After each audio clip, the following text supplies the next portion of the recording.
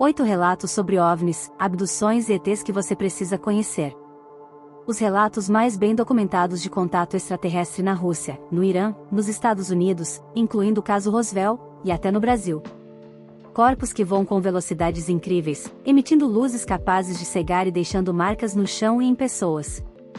Relatos de quem já viu um objeto voador não identificado, OVNI, são cheios de mistério e um quê de charlatanismo.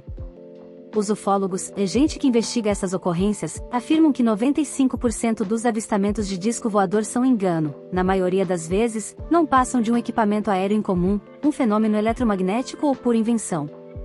De olho na estatística, Mundo Estranho reuniu casos cheios de evidências, documentados por governos e que nem investigações militares minuciosas conseguiram explicar. Roswell, Estados Unidos, 1947. Um dos incidentes mais investigados da história permanece sem explicação, abrindo margem para teorias conspiratórias. O fazendeiro William McBrazel era acostumado a encontrar peças de balões meteorológicos em sua propriedade, a cerca de 50 quilômetros de Roswell, sudoeste dos Estados Unidos.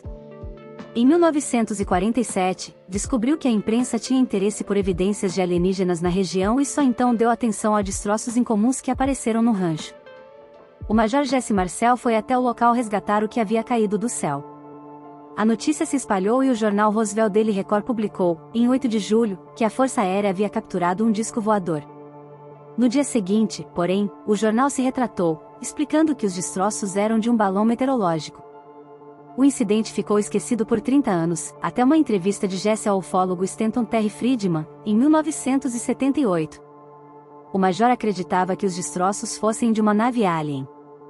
Desde então, o caso tem sido investigado por ufólogos, que acreditam que o exército dos Estados Unidos tem encoberto a descoberta de naves tripuladas.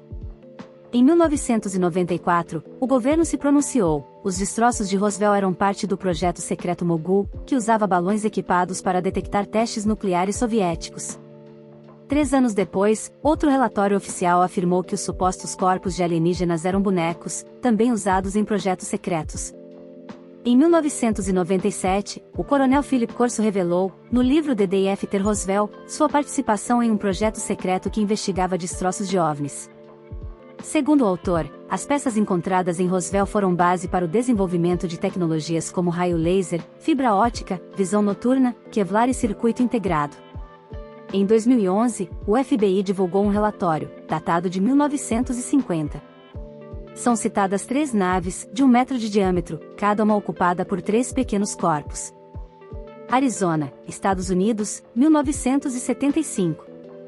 Após ser abduzido por ETs, Travis Walton confirmou sua experiência no teste do polígrafo. Em 5 de novembro de 1975, o lenhador Travis Walton e 5 colegas voltavam para casa quando viram uma luz vinda detrás de uma colina. Quando se aproximaram, notaram que a origem era um objeto de 6 metros em forma de disco. Um raio de luz azul atingiu Walton no peito. Assustados, os amigos correram e o deixaram para trás. Walton sumiu por 5 dias, gerando suspeitas de ter sido assassinado. O relato dos amigos, principais suspeitos do crime, porém, foi confirmado em testes com polígrafo, detector de mentira. O equipamento também validou o depoimento de Walton, reaparecido a 80 quilômetros do local do avistamento. Ele teria sido abduzido por ETs, que o examinaram. Os aliens foram descritos como baixinhos, cabeçudos e com olhos ovalados. 20 anos após publicar um livro sobre o episódio, Walton revelou: dentro do OVNI, ele teria sido salvo por outra raça extraterrestre, que apresentava forma humanoide, com cabelos ruivos e roupas azuis. Travis Walton narrou sua abdução no livro The Walton Experience, publicado em 1978. Em 1993, a história virou o filme Fogo no Céu. Sudeste do Brasil, 1986. Um dos avistamentos mais documentados da história envolveu até caças da Força Aérea Brasileira, FAB. Em 19 de maio, uma revoada de OVNIs foi detectada pelas torres de controle dos aeroportos de São José dos Campos e de São Paulo. O Centro Integrado de Defesa Aérea e Controle de Tráfego Aéreo, SINDAC-TAI, em Brasília, confirmou no radar a presença de 21 objetos congestionando o tráfego aéreo.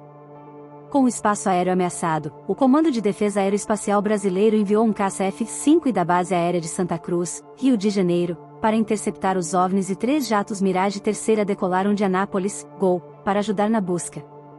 Os pilotos avistaram pontos luminosos que faziam zigue-zague a mais de 1000 km por hora. Os jatos não detiveram os objetos, que sumiram rumo ao litoral sem deixar rastro. No dia seguinte, o ministro da Aeronáutica, Brigadeiro Moreira Lima, junto aos pilotos dos caças, concedeu uma entrevista coletiva, detalhando a operação. Foi a primeira vez que autoridades militares brasileiras admitiram ter visto OVNIs. Em 2009, 23 anos após o evento, a FAB divulgou um relatório oficial do caso, afirmando que os objetos vistos naquela noite eram sólidos e refletem de certa forma inteligência, pela capacidade de acompanhar e manter distância dos observadores, como também voar em formação, não forçosamente tripulados. Kapustin YAR, URSS, 1948.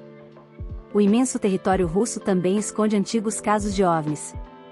Em meio à Guerra Fria, os soviéticos tinham instalações militares secretas, como Kapustin Yar, um sofisticado centro de testes de foguetes.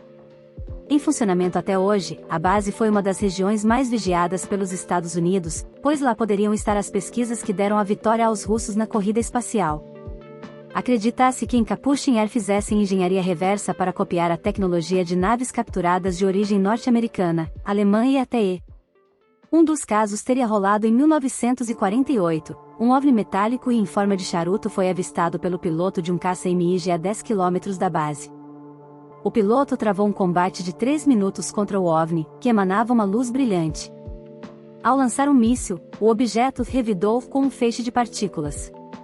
Os relatórios sugerem que o MiG e o OVNI foram abatidos. Assim como em Roswell, os militares resgataram os destroços sem alarde. Oceano Pacífico, 1990. Ufólogos acreditam que quase metade dos eventos inexplicáveis aconteça nos oceanos, dentro e fora d'água.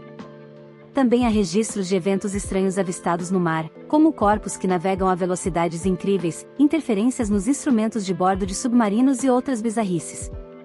Esses casos de objetos submarinos não identificados, OSNIs, também são pesquisados por ufólogos.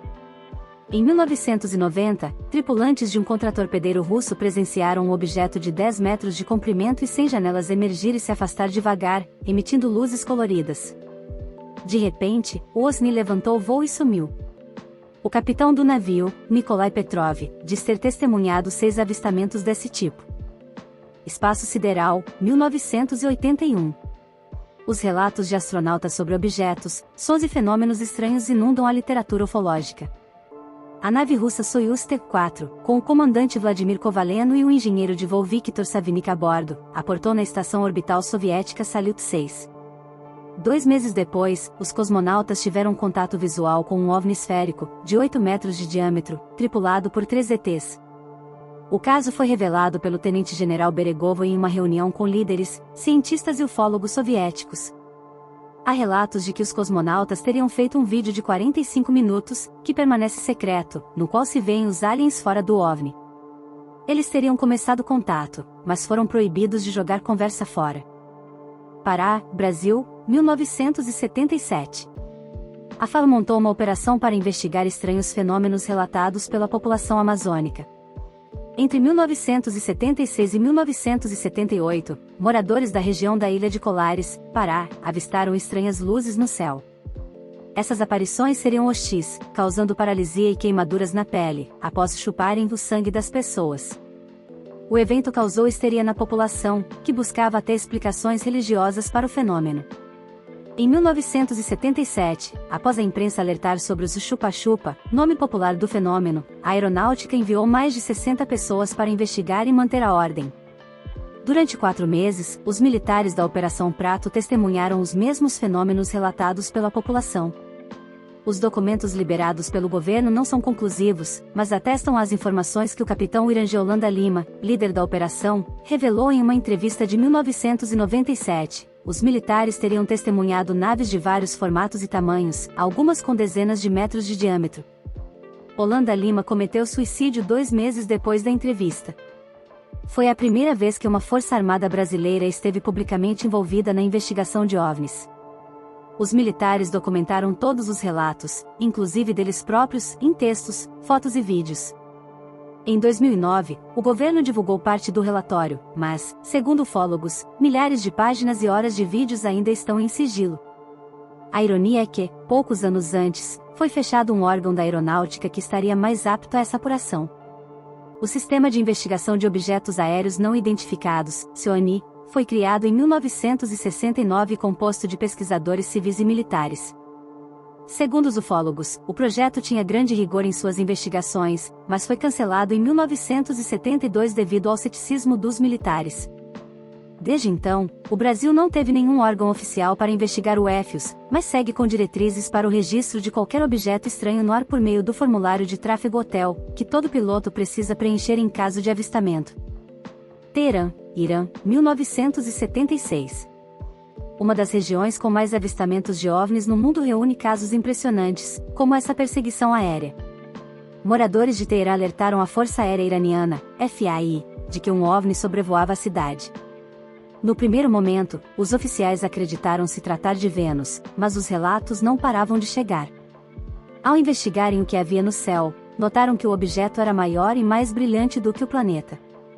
Um caça F-4 Phantom foi enviado para interceptar o UFO. O avião decolou na base aérea de Cherokee, a mais de 280 quilômetros da capital. No meio do caminho, apresentou falhas no sistema de comunicação e nos instrumentos de voo. O piloto teve que retornar para a base e, ao se distanciar de Teherã, tudo voltou ao normal. Uma nova perseguição foi feita com outro caça. Dessa vez, o avião conseguiu se aproximar do objeto, voando acima dos 1.200 km por hora. Os radares já detectavam o UFO, mostrando que ele tinha mais de 45 metros de comprimento. Segundo o piloto Jafari, o objeto tinha luzes coloridas, que se alinhavam em forma de triângulo. Jafari viu um pequeno objeto sair de dentro do OVNI e se aproximar do caça, a toda velocidade. Ameaçado, tentou lançar um míssil, mas o painel de armamentos falhou, prejudicando a comunicação com a base. O piloto fez uma manobra evasiva e o objeto retornou à nave-mãe, que acelerou e sumiu de vista. Além do relatório oficial, o caso foi documentado pela Agência de Inteligência de Defesa dos Estados Unidos, que notificou a Casa Branca e a CIA. Em 1994, um piloto iraniano declarou que o UFO teria subido 10.000 metros de altitude, em velocidade de 24.000 km/h. O F-4 Phantom chegava, no máximo, a 2.370 km por hora.